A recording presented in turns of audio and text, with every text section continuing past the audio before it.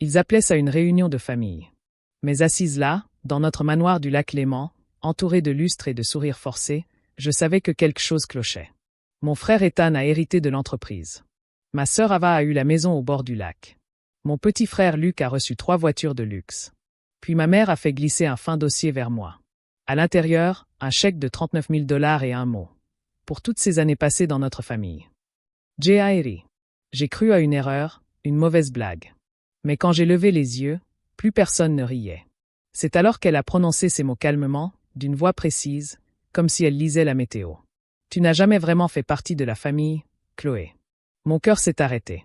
En un clin d'œil, 30 ans d'appartenance s'étaient évanouis. Ce soir-là, je n'ai pas pleuré pour l'argent. J'ai pleuré parce que j'ai réalisé que je ne savais plus qui j'étais vraiment. Je revois encore chaque détail de cet après-midi.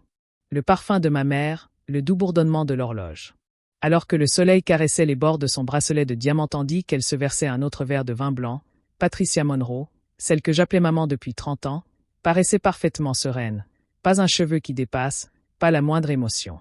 En face d'elle, Charles remuait discrètement son verre. Ethan jeta un coup d'œil à sa montre connectée, déjà absorbé par ses pensées sur les résultats trimestriels. Ava lissa sa robe, toujours impeccable pour son prochain gala de charité. Luc se pencha en avant, feignant l'ennui, même si je perçus une lueur de convoitise dans ses yeux. Quand ma mère dit « Commençons », je m'attendais à ce que nous parlions du plan de retraite de mon père ou d'une fondation caritative. Mais elle ouvrit alors la mallette en cuir et commença à faire glisser des dossiers sur la table. « Ethan, la société est à toi », dit-elle d'un ton sec. Il sourit. « Bien sûr, Ava, la propriété du lac Léman, et Luc, les voitures de ton père. » Puis son regard se tourna vers moi. Un instant, sa main hésita, comme si elle allait changer d'avis. Puis elle me tendit le dernier dossier. Elle était plus fine que les autres. À l'intérieur, une simple feuille de papier, un chèque de 39 000 $ et un mot tapé d'une main raide, à la Sarah. Pendant toutes ces années passées dans notre famille. L'atmosphère se fit pesante. J'attendais un rire. Personne ne rit. Est-ce une erreur ? Demandai-je, la voix brisée. Où est le reste ? Patricia joignit les mains. Ce n'est pas une erreur, Chloé. C'est quelque chose que nous t'avons caché pour ton bien. Elle le dit comme un médecin annonçant un diagnostic incurable. Tu as été adoptée. Le mot me parut incompréhensible. Il planait là, froid et irréel. Adopté, erbtaille. De quoi parlez-vous ? Charles leva enfin les yeux. Tu avais 3 mois. Ta mère biologique était une adolescente qui ne pouvait pas te garder. Nous t'avons offert toutes les options, tout le confort, sauf la vérité, sifflai-je. Ethan se remua sur sa chaise. Maman, ce n'est peut-être pas la meilleure façon de faire. Ça suffit, l'interrompit sèchement Patricia. Monroe Trust, c'est une question de sang. On n'y peut rien. Quelque chose en moi s'est brisé. 30 ans ? Ai-je murmuré. 30 ans. Et c'est ça que vous me dites maintenant ? Pour un chèque. Elle n'a pas bronché. On pensait que ce serait plus gentil. Plus gentil. Le mot a résonné en moi jusqu'à perdre tout son sens. Je me suis levé si brusquement que ma chaise a raclé le sol en marbre. Gardez votre argent, ai-je dit, la gorge en feu. Tu m'as déjà tout pris. Avant que quiconque puisse m'arrêter, je suis sorti de ce manoir, ma soi-disant maison, sachant que je n'y remettrai jamais les pieds. Je ne me souviens pas du trajet du retour, juste de la pluie, des phares brouillés et de cette poitrine qui battait la chamade. Une fois garé devant mon appartement, mes mains tremblaient tellement que j'avais du mal à tourner la clé. 30 ans. 30 ans de dîner d'anniversaire, de vacances en famille, de matin de Noël, et tout ça n'était qu'une mascarade. J'ai laissé tomber l'enveloppe sur le comptoir comme si c'était du poison. Le chèque a volé hors de l'enveloppe et a atterri face visible sous la lumière de la cuisine. 39 000 $, le prix de toute ma vie. Mon téléphone a vibré. C'était Marc, mon petit ami. « Salut, comment s'est passée la réunion ?» a-t-il demandé nonchalamment. J'ai éclaté de rire. Apparemment, ma famille n'est pas vraiment ma famille. Qu'est-ce que tu veux dire ? Ils ont dit que j'étais adoptée aujourd'hui. Le jour même où ils m'ont remis l'héritage. Silence. Puis, doucement, oh mon Dieu. Chloé. Je me suis effondrée par terre, le dos contre les placards. Tu sais ce que maman a dit ? Tu n'as jamais vraiment fait partie de la famille. Comme si j'étais une étrangère qui s'était trop attardée. La voix de Marc résonna dans le haut-parleur, basse et assurée. Viens ici, s'il te plaît. Tu ne devrais pas être seule. Mais j'étais incapable de bouger. Je fixais le mur de photos au-dessus du canapé. Moi avec ma toque de remise de diplôme. Le bras de maman autour de moi. Papa qui applaudissait fièrement en arrière-plan. ma patrine se soulevait violemment. Ils avaient joué la carte de la photo, menti au monde entier et appelé ça de l'amour. Quand je me suis enfin glissé dans le lit, je n'ai pas fermé l'œil. J'ai repassé en boucle chaque souvenir qui, soudain, ne m'appartenait plus. Maman m'apprenant à faire des carrés au citron. Papa qui corrigeait mes expériences scientifiques. Ethan qui se moquait de moi parce que j'étais trop sensible. Peut-être avais-je toujours été trop sensible. Peut-être était-ce pour ça que ça faisait si mal. Au matin, le chagrin s'était mué en autre chose. De la colère. J'ai préparé du café et ouvert mon ordinateur portable. J'ai tapé « enquêteur privé, dossier d'adoption Milwaukee » dans la barre de recherche. Le premier nom qui le nom de Jacques Pritchard, détective à la retraite, apparut. Reputation. Implacable, discret, cher. You perfect. Sa voix était rauque. Pritchard Investigations. Je dois retrouver mes parents biologiques, dis-je. L'adoption était privée. À 1h30. Monrose s'en est occupé. Monroe? A-t-il répété? Comme Monrose. Oui. Il siffla doucement. Tu t'aventures en eau trouble, ma belle. Parfois, la vérité est plus laide que le mensonge. Je prends le risque. Il marqua une pause. $200 par jour, plus les frais. D'accord. Après avoir raccroché, je regardai le chèque encore sur le comptoir. Pour la première fois, je ne vis aucune honte. Je vis de l'argent. Il voulait me payer pour que je disparaisse. Mais j'allais m'assurer que la vérité produise l'effet inverse. Elle détruirait leur petit monde parfait. Le bureau de Jacques Pritchard était exactement comme je l'avais imaginé. De vieux stores, du café rassis et une légère odeur de cigare imprégnée dans les murs. L'enseigne sur la porte vitrée indiquait « Pritchard ». Des enquêtes sur de l'or en écaille. Il ne se leva pas quand je suis entré. Il me dévisagea de haut en bas avec des yeux qui en avaient trop vu. « Alors, vous êtes la fille Monroe ?» demanda-t-il. « Plus maintenant », murmurai-je en m'asseyant en face de son bureau. Il ouvrit un dossier rempli de notes griffonnées et d'impressions jaunies. « Vous avez été adopté fin 1993. Un arrangement privé, aucun dossier d'agence, tout géré par un avocat de Philadelphie nommé Jérôme Blackwell. Ça vous dit quelque chose? Non, dis-je. Mes parents. Je m'interrompis. Les Monroe n'ont jamais mentionné d'avocat. Je m'en doutais. Il se renversa en arrière. Le dossier mentionnait un paiement de $40 000 provenant d'une société holding appelée Landon Enterprises. Opérateur offshore, propre comme neige au soleil. Quelqu'un avait payé une fortune pour que cette adoption reste étouffée. Mon estomac se noua.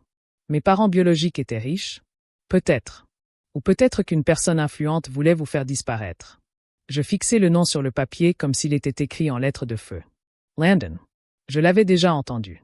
Landon Enterprises était l'une des plus importantes sociétés de capital investissement du pays.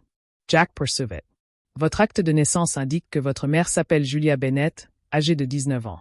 Aucun père n'est mentionné. Adresse, une pension de famille à Philadelphie. Elle a disparu 3 mois après votre naissance. J'ai dégluti difficilement. Est-elle vivante? Il secoua la tête. Je n'ai encore rien trouvé, mais je vais continuer à chercher. Êtes-vous prête à ça? Que voulez-vous dire? Certaines personnes n'aiment pas qu'on remue leur passé, ma chérie. Surtout pas celles qui ont des comptes en banque aux îles Caïmans. Je croisai les bras. Vous avez dit que vous étiez implacable. Prouvez-le. Cela me fit esquisser un léger sourire. Vous êtes déterminé. J'aime ça. Donnez-moi 2 semaines. J'acquiesçai. Je fis glisser une enveloppe d'argent sur son bureau et me levai. Chloé, m'appelait-il alors que j'atteignais la porte. Yemereto urnai. Quand je trouverai ce que vous cherchez, cela risque de ne pas vous rendre heureuse. Je suis aussi dépassé que Dieu. Et en plus, pas de doute.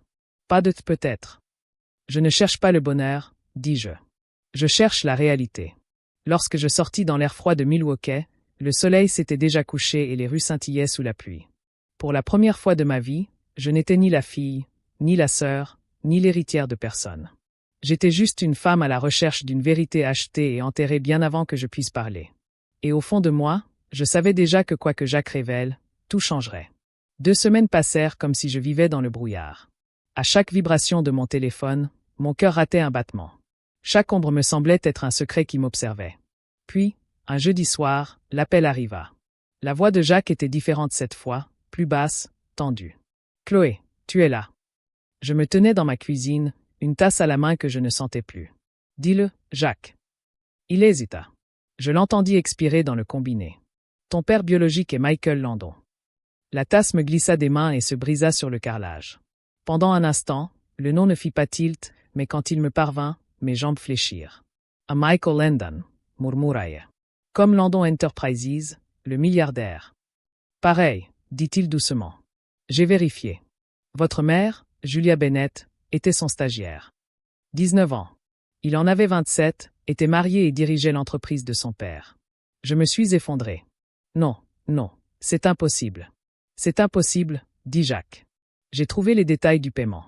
Il l'a payé pour qu'elle disparaisse, Chloé. 50 000 $ via une société écran. Mais voilà ce que vous devez savoir. Il savait où vous aviez fini. Il est célèbre depuis 30 ans. J'ai porté une main tremblante à mon front.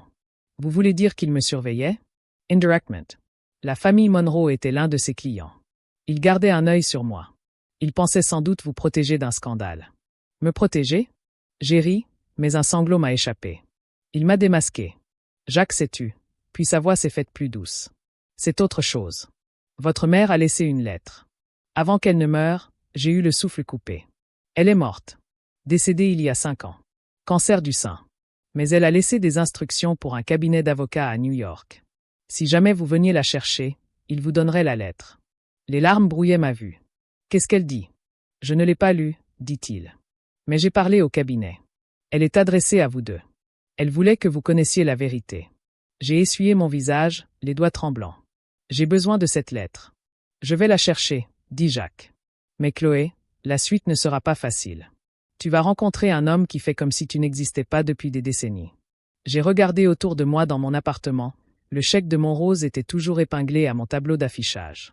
La photo de moi avec les gens qui m'avaient menti toute ma vie. Tout ce que je croyais m'appartenir n'était qu'une illusion soigneusement orchestrée, payée par un homme qui avait essayé d'acheter mon silence. Et pourtant, au fond de moi, j'avais besoin de le voir. Pas pour son argent. Non même pour obtenir des réponses, mais parce que j'avais besoin de le regarder dans les yeux et de lui poser une simple question. Pourquoi? Ce soir-là, je me suis surprise à chercher son nom sur Internet. Il était là, grand, élégant, inaccessible, souriant aux côtés de présidents, en couverture de magazines, assistant à des galas de charité, le genre d'homme devant lequel on s'incline. Mais je ne voyais que ses yeux, verts, perçants et douloureusement familiers. Mes yeux. Le lendemain matin, j'ai rappelé Jacques. Organise cette rencontre, ai-je dit. Il a hésité. D'où est-ce? Sûr de toi? Non, ai-je admis. Mais je ne peux plus vivre un jour de plus à me demander qui je suis. Quand j'ai raccroché, j'ai fixé la tasse fêlée qui traînait encore sur le sol de la cuisine. Pendant 30 ans, j'avais cru être la fille non désirée d'une famille qui ne m'avait jamais vraiment aimée. Mais maintenant, j'étais la fille cachée d'un homme que le monde entier admirait. Et d'une certaine façon, c'était encore pire. La tour Landon dominait Chicago comme un monument à l'arrogance. 50 étages de verre miroir captaient la lumière du soleil et la renvoyaient sur la ville, défiant quiconque de s'attarder à les regarder. Je me tenais dans le hall de marbre, la lettre de Julia Bennett serrée contre moi comme une arme. Mes paumes étaient moites, ma gorge sèche. J'avais répété 100 fois ce que j'allais dire. Mais maintenant que j'étais là, les mots me manquaient. La réceptionniste leva les yeux. « Avez-vous un rendez-vous? Dites à Monsieur Landon que son passé est là pour le rencontrer. » dis-je. Ses yeux s'écarquillèrent, mais elle appela. 10 minutes plus tard, 2 gardes du corps m'escortèrent jusqu'à l'ascenseur privé. Le trajet me parut interminable. Lorsque les portes s'ouvrirent enfin, je pénétrai dans une pièce aux allures de journal, avec des murs en noyer sombre. Une baie vitrée offrait une vue imprenable sur la ville. Et derrière un bureau élégant était assis Michael Landon. Il leva lentement les yeux, et à cet instant, le monde bascula. Ses yeux verts, perçants, familiers. Les miens. Puis-je vous aider? Sa voix était grave, posée, assurée. J'avançai, le cœur battant la chamade. Je crois que vous savez déjà qui je suis. Il fronça les sourcils. Je crains de ne pas connaître la fille de Julia Bennett. Je l'interrompis. Le stylo lui glissa des mains. Il se figea, le visage blême. Comment vous êtes-vous retrouvé? Je dis. Il s'avère que l'argent ne cache pas tout. Il se leva et rajusta sa veste. Vous n'avez rien à faire ici. Vous n'auriez pas dû être dans son lit non plus, sifflai-je. Mes mots résonnèrent contre les parois de verre. Pour la première fois, le milliardaire ne semblait plus intouchable. Il paraissait humain, intrusif, vieillissant et coupable. Vous ne comprenez pas, dit-il doucement. J'étais jeune, stupide. J'ai fait une erreur. Une erreur. Je m'approchai et jetai la lettre sur son bureau. Vous avez acheté son silence. Vous avez acheté ma vie. Et vous avez laissé des inconnus m'élever pendant que vous faisiez comme si je n'existais pas. Il grimaqua. Je me suis assuré que vous ayez un bon foyer. Vous voulez dire que vous en avez payé, hein? Sifflai-je. Les Monroe n'étaient pas une famille. C'était un contrat. Sa mâchoire se crispa. Tu ne sais pas ce que c'était à l'époque. Mon mariage, mon entreprise, tout se serait effondré. Alors tu l'as laissé s'effondrer à sa place. Il se détourna, le regard tourné vers l'horizon. Pendant un long moment, je n'entendis que le faible murmure de la ville en contrebas. Elle t'aimait, dit-il enfin. Julia, elle voulait te garder, mais elle était terrifiée. Elle pensait que tu la haïrais pour ce qu'elle avait fait. J'avalai ma salive avec difficulté. Et toi? Tu étais terrifié. Toi aussi? Il ne répondit pas. Je contournai le bureau jusqu'à me retrouver à côté de lui. Pendant 30 ans, je me suis demandé pourquoi je ne me sentais pas à ma place. Pourquoi? Ma mère me regardait comme si j'étais l'ombre de quelqu'un d'autre. Et maintenant, je sais que c'est parce que c'était le cas. Il se tourna alors vers moi, les yeux vitreux. Que veux-tu, Chloé? Je veux la vérité, dis-je. Pas ton argent, pas ta pitié, juste la vérité. Il hocha lentement la tête. La vérité, c'est que je pensais qu'en la payant, le problème disparaîtrait. Mais non. Tu es devenu le portrait craché de ce que j'essayais d'oublier. Ces mots m'ont blessé. Mais il y avait autre chose en dessous. Du regret. J'ai pris une inspiration tremblante.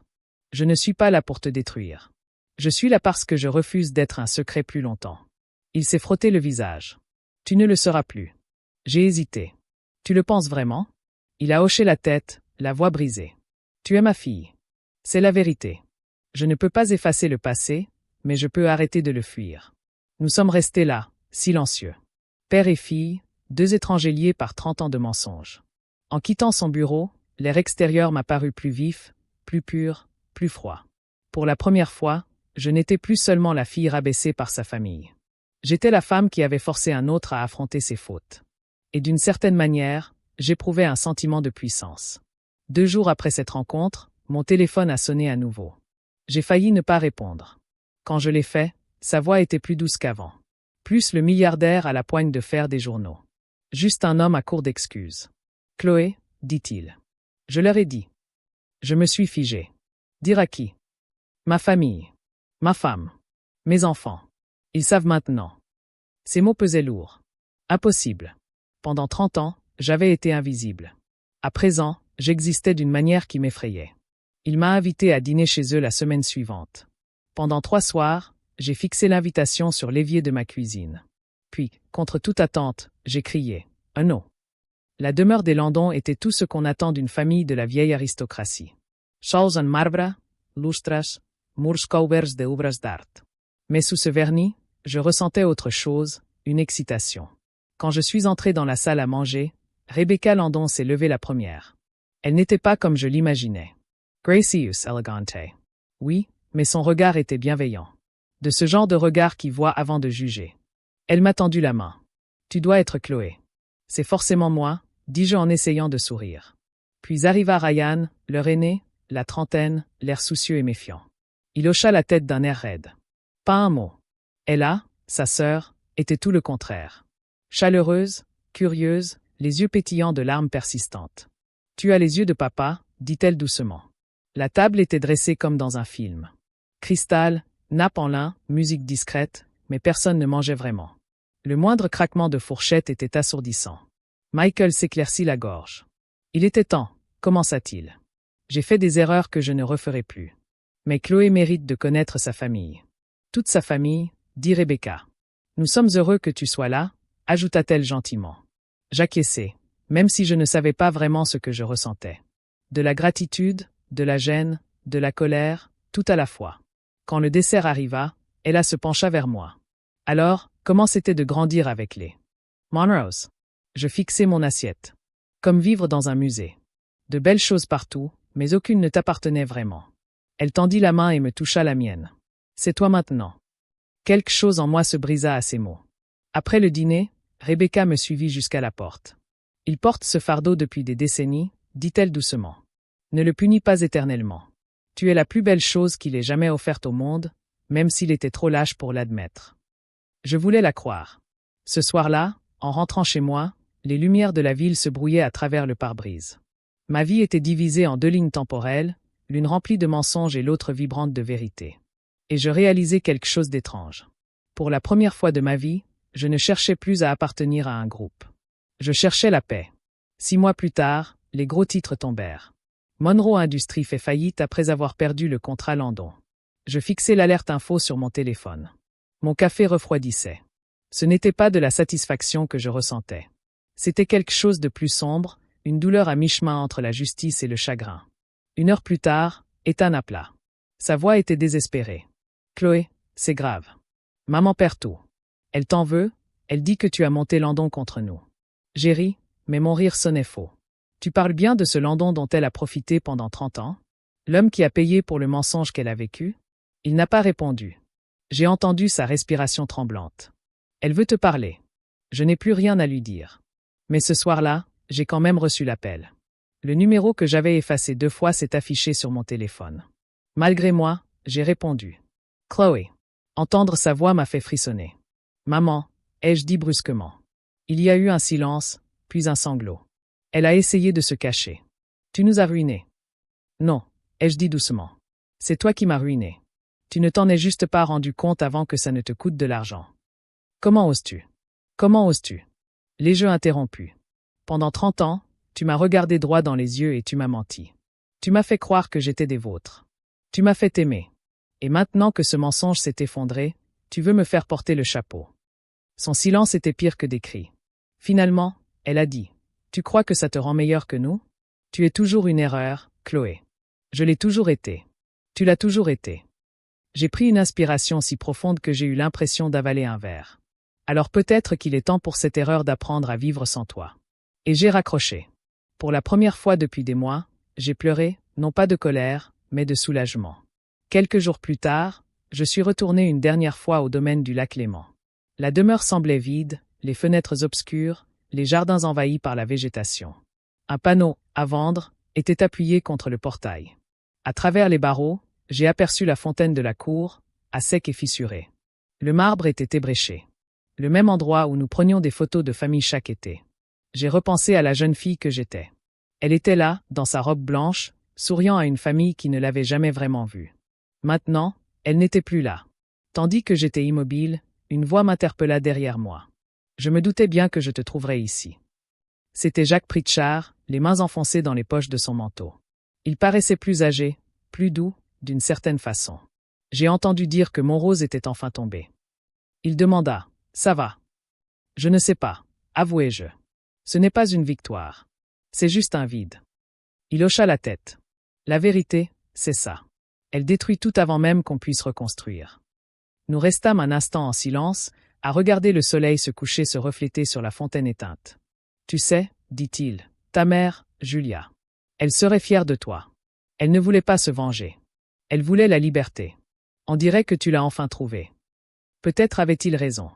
De retour en ville, Michael m'appela. Sa voix était calme. J'ai vu les infos. Tu n'y es pour rien, Chloé. Ils se sont fait ça à eux-mêmes. Mais je suis quand même désolé. De quoi?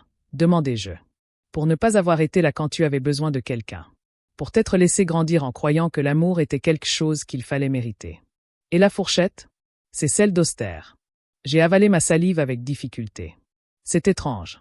La famille qui m'a menti a tout perdu. Et le père qui m'a abandonné est celui qui essaie de réparer ses erreurs. C'est comme ça que va la vie, a-t-il dit doucement. Parfois, la vérité rend ce que le mensonge a volé. La conversation terminée, j'ai contemplé l'horizon de la ville. Pour la première fois, je ne me suis pas sentie insignifiante à côté d'elle. Monrose était tombée. Le mensonge était mort. Et d'une certaine manière, cela m'a permis de respirer. Je n'étais plus seulement la fille cachée. J'étais la femme qui avait survécu à la vérité et qui avait appris à vivre avec. 1 an s'était écoulé depuis le jour où tout s'était effondré. Et bizarrement, j'ai l'impression que c'est à ce moment-là que ma vraie vie a commencé. J'ai gardé le chèque de 39 000 $.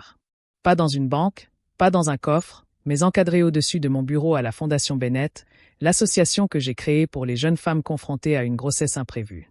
Sur la plaque de laiton en dessous, on peut lire « La vérité vaut plus que le mensonge ». Chaque matin, je la regarde et je me souviens de ce que cet argent aurait représenté. Le prix de ma disparition, de mon silence, d'un amour conditionnel. Au lieu de cela, j'en ai fait mon nouveau départ. Michael, mon père, a tenu parole. Cette fois, il n'a pas cherché à m'acheter une vie. Il est simplement devenu une partie de la mienne. Il vient à la fondation tous les mois, discret et humble, avec son café et ses classeurs, comme n'importe quel autre bénévole. Quand on le reconnaît, il sourit et dit simplement « Je suis là pour ma fille ». Rebecca passe aussi de temps en temps. Elle m'appelle toutes les semaines. Même Ryan, qui avait du mal à me regarder lors de notre premier dîner, a fait un don le mois dernier, accompagné d'un petit Mout. Bienvenue dans la famille, Chloé. Copain n'a pas grand-chose, alors Marc et moi nous sommes mariés au printemps dernier. On a fait simple. Pas de photographe. Pas de cérémonie. Michael m'a accompagné jusqu'à l'hôtel, les mains tremblantes, les larmes aux yeux. Rebecca m'a serré dans ses bras après et m'a murmuré « Tu as la grâce de ta mère ». Elle ne parlait pas de Patricia Monroe. Elle parlait de Julia Bennett. Et c'est elle que je porte en moi aujourd'hui. La jeune femme qu'on a réduite au silence, qui a refusé de laisser sa fille grandir sans connaître la vérité. Parfois, je passe devant l'ancien manoir des Monroe. Les nouveaux propriétaires l'ont repeint en blanc, ont planté des rosiers le long de l'allée. Il est redevenu beau, mais il n'est pas à moi. Il ne l'a jamais été. Ma maison est plus petite, plus chaleureuse, remplie de gens qui connaissent mon histoire et qui m'aiment malgré tout. Avant, je pensais que la vérité me détruirait. Mais non. Elle m'a reconstruite petit à petit, cicatrice après cicatrice, pour faire de moi une personne plus forte, plus libre, plus authentique que jamais. Car au final, ce n'est pas la famille qui vous donne votre nom. C'est celle qui vous donne votre identité.